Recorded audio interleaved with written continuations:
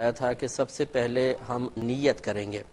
نیت کرنا وضو میں سنت کریمہ ہے، اسی طرح نیت کے بغیر بھی وضو ہو سکتا ہے۔ فرق یہ ہوگا کہ اگر ہم نے بلا نیت کے وضو کیا تو ثواب نہیں ملے گا، اور نیت کے ساتھ کریں گے تو انشاءاللہ وضو کا ثواب بھی حاصل ہوگا۔ اس کے بعد بسم اللہ الرحمن الرحیم پڑھ کر وضو کا آغاز کرنا چاہیے، اور بسم اللہ والحمدللہ کہہ لیں تو بہت بہتر ہے۔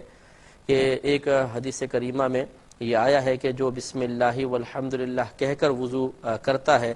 تو جب تک اس کا وضو قائم رہتا ہے اس کے نام اعمال میں فرشتے نیکیاں لکھتے رہتے ہیں۔ اس کے بعد اونچی جگہ پر بیٹھ کر وضو کرنا سنت مستحبہ ہے، اور اس کی وجہ میں نے آپ کو بتائی تھی کہ وضو کے جو قطرات ٹپک رہے ہوتے ہیں، اعضاء وضو سے گر رہے ہوتے ہیں، ان میں چونکہ نجاست حکمیہ ہوتی ہے، یعنی یہ ہمارے بے وضو پن کو لے کر گر رہے ہوتے ہیں، اور یا پھر اگر جیسے ہم پہلے سے باوضو ہیں اور صرف ثواب کی نیت سے وضو پر وضو کر رہے ہیں تو یہ ہماری گناہوں کی آلودگی کو لے کر گر رہے ہوتے ہیں، تو اس لیے مناسب نہیں ہے کہ یہ پانی کپڑوں پر گرے۔ اس لیے میں نے آپ کو طریقہ عرض کیا تھا کہ اگر ممکن ہو سکے تو تولیہ والا جو رومال ہے، کیونکہ جذب بہت اچھا کرتا ہے، اسے اپنے پاس رکھیں۔ جب آپ چہرہ دھو چکے ہیں تو ہلکا سا اتنا اس کو چہرے پر تولیہ کو لگا لیں کہ ٹپکنے والے قطرات اس میں جذب ہو جائیں۔ مکمل طریق کو ختم نہ کریں۔ اس طرح جب دونوں ہاتھ دھوئے تو ہاتھوں کو تھوڑا سطح کر لیں، تو پھر فائدہ یہ ہوگا جب آپ پیر دھوتے ہیں، جیسے بیٹھ کے بھی اگر پاؤں دھو رہے ہیں تو یقینی سی بات ہے چہرہ یہاں ہوتا ہے، تو ہوتا یہی ہے کہ اگر ہم پہلے چہرے کو چہرے سے ٹپکنے والے قطرات کو صاف نہیں کرتے ہیں یا روکنے کا اہتمام نہیں کرتے ہیں تو وہ سب کے سب کپڑوں پر گرتا ہے۔ تو اگرچہ یہ جو کپڑوں پر گر رہا ہے اس سے کپڑے ناپاک تو نہیں کہلائیں گے، کیونکہ یہ مائع مستعمل کہلاتا ہے، اور مائع مستعمل کا حکم میں نے آپ کو بتایا تھا کہ یہ ناپاک تو نہیں ہوتا، لیکن یہ گناہوں کی آلودگی لے کر نکل رہا ہے، گندگی کے ساتھ گر رہا ہے، تو اس لیے اس کا کپڑوں پر گرانا مکروہ تنزیہی ہوتا ہے۔ ہاں یہ ضرور ہے کہ فقہاء نے واضح طور پہ لکھا کہ اگر یہ وضو کے قطرات مسجد میں ٹپکائے جائیں تو مکروہ تحریمی ہے، یعنی حرام کے نزدیک ہیں، اس لیے کہ مسجد کو اس قسم کے پانی سے آلودہ کرنا شرعاً جائز نہیں ہے۔ ویسے بھی پانی نہیں گرانا چاہیے، لیکن یہ تو ہماری گناہوں کی گندگی سے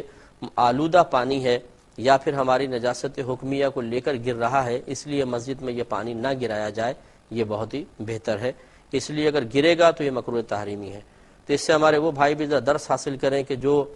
کبھی ملاحظہ کرتے ہیں کہ امام صاحب جماعت کروا رہے ہیں اور ان کو خوف یہ ہوتا ہے کہ اگر تھوڑی سی بھی دیر ہوئی تو شاید امام صاحب رکوع میں چلے جائیں گے، تو جلدی وضو کر کے اور پھر بھاگتے ہیں مسجد کے فرش پر، اور ان کے داڑھی سے، ان کے چہرے سے یا ہاتھوں سے پانی ٹپک رہا ہوتا ہے اور مسجد کا فرش آلودہ ہو رہا ہوتا ہے۔ لیکن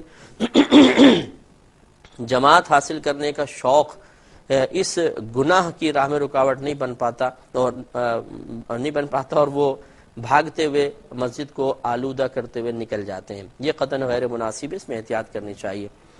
اس کے بعد اب ہم کلی کریں گے۔ پہلے کلی کریں، سیدھے ہاتھ سے کلی کرنا سنت مبارکہ ہے، اور کلی کرنے کا مطلب صرف یہ نہیں ہے کہ تھوڑا پانی منہ میں لیں اور گھما کے پھینک دیں، بلکہ وضو میں کلی کرنا اور اس کے بعد ناک میں پانی چڑھانا سنت مؤکدہ ہیں۔ سنت مؤکدہ کا حکم یہ ہے کہ ایک دو بار ترک کیا تو برا کیا، اور ترک کی عادت بنا لیں گے تو گناہگار ہوں گے، اور اس میں غرغرہ کرنا بھی سنت ہے، اس لیے غرغرہ کیا جائے۔ آج کے پہلے سائل منتظر نے پہلے کال لیتے ہیں، پھر انشاءاللہ میں سلسلہ کلام جاری رکھنے کی کوشش کروں گا۔ السلام علیکم۔ تو میں آپ کو بتا رہا تھا کہ وضو میں کلی کرنا اور ناک میں پانی چڑھانا دونوں سنت مؤکدہ ہیں، لیکن کلی کرنے کا یہ طریقہ نہیں ہے کہ تھوڑا سا پانی لیا اور صرف منہ میں گھما کر پھینک دیا، بلکہ غرغرہ بھی کرنا ہے۔ تو گویا کہ منہ میں پانی گھمانا پھر غرغرہ کرنا، یہ دونوں مل کر ایک سنت مؤکدہ ہیں۔ تو اگر کوئی صرف منہ میں پانی گھماتا ہے اور غرغرہ نہیں کرتا ہے تو اس کا مطلب ہے کہ وہ سنت مؤکدہ پوری نہیں کر رہا ہے۔ اور آپ کو معلوم ہے کہ سنت مؤکدہ، جیسے بھی میں نے بتایا کہ سنت مؤکدہ کا ایک دو بار چھوڑنا برا ہے، یعنی گناہگار تو نہیں بنیں گے، شریعت ناپسند کرتی ہے، لیکن اگر اس کے چھوڑنے کی عادت بنا لیں گے تو پھر گناہگار بھی ہوں گے۔ تو اس لیے کلی غرغرے سمیت ہی کریں، اگر کوئی نہیں کرتا ہے تو آئندہ کرنے کی کوشش کریں۔ ایک دفعہ کلی کرنے کے بعد پھر مسواک کرنا سنت مؤکدہ ہے، یہ بھی سنت مؤکدہ لکھا ہے فقہاء نے کہ کہ کلی کرنے کے بعد مسواک کی جائے۔ اگر آپ کے پاس مسواک نہیں ہے تو آپ انگلی دانتوں پر پھیر لیں، یہ کافی ہے، یا اگر ہونا تو یہ چاہیے کہ آپ مسواک ہی لیں، کیونکہ یہ اعلی ادائے سنت ہے، تو اس کی جگہ یقیناً ٹوتھ برش نہیں لے سکتا ہے، لیکن بالفرض اگر کسی کے پاس مسواک نہیں ہے تو وہ ٹوتھ برش بھی کر سکتا ہے اور دانتوں پہ انگلیاں وغیرہ انگلی پھیر لے، لیکن ایک مسواک ضرور اپنے پاس لکڑی کی مسواک رکھیں، کہ یہ ہمارے نبی کریم صلی اللہ علیہ وسلم کی سنت مبارکہ ہے۔ تو اگر کوئی انگلی سے مل لے گا یا برش کر لے گا تو یاد رکھیں کہ یہاں دو سنتیں تھیں، ایک ہے دانتوں کو ملنا جس کو سواک کہتے ہیں، سواک مینس دانتوں کو ملنا، اور ایک اس دانتوں کو ملنے کے لیے لکڑی استعمال کرنا، یعنی لکڑی کی مسواک استعمال کرنا، دو سنتیں ہیں۔ تو لہذا اگر کوئی دانت صاف کر لیتا ہے یعنی انگلی کے ذریعے یا برش کے ذریعے تو ایک سنت تو پوری ہو گئی، لیکن دوسری سنت بھی پوری کرنی چاہیے۔ تو اس لیے بہتر یہ ہے کہ آپ اپنے گھر میں ایک مسواک لے کے رکھ لیں، جب وضو کرنے لگے تو تھوڑا سا دانتوں پہ پھیریں تاکہ نبی کریم صلی اللہ علیہ وسلم کی سنت مبارکہ ادا ہو سکے۔ کلام